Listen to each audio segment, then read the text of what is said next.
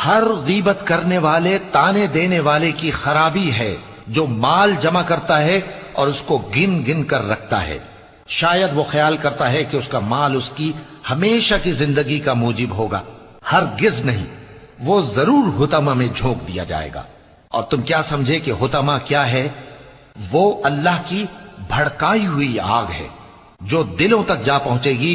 बेशक वो उसमें बंद कर दिए जाएंगे, यानी आग के लंबे लंबे सुतूनों में।